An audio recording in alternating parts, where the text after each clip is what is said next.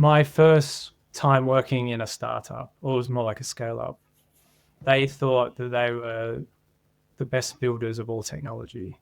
And from that initial experience, it was in a FinTech business, and they tried to build their own core banking system, and they failed miserably, caused lots of problems, and they could quite simply bought off the shelf for what they need.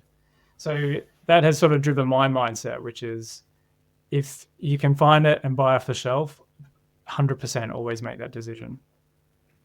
I would agree with that. I think that there isn't a one size fits all, but also I think that these off the shelf products have evolved a lot over my career, and they were at first very piecemeal, very bespoke.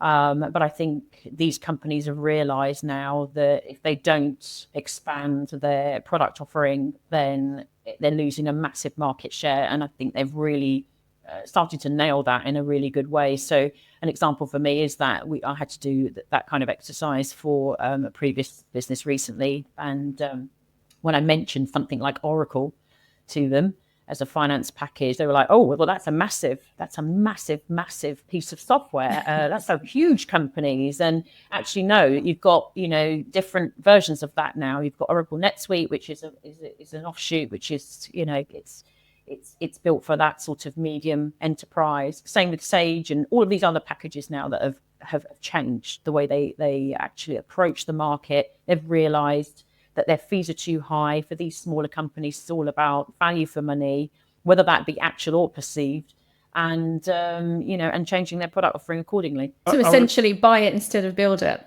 is the takeaway there on that one.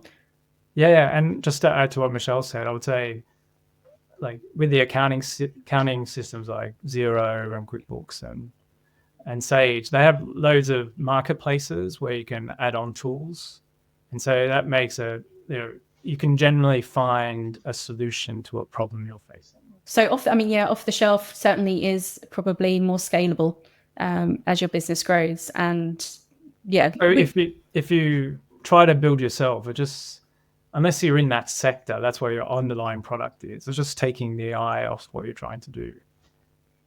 It typically uses engineers' time when it could be better focused on your underlying product or service.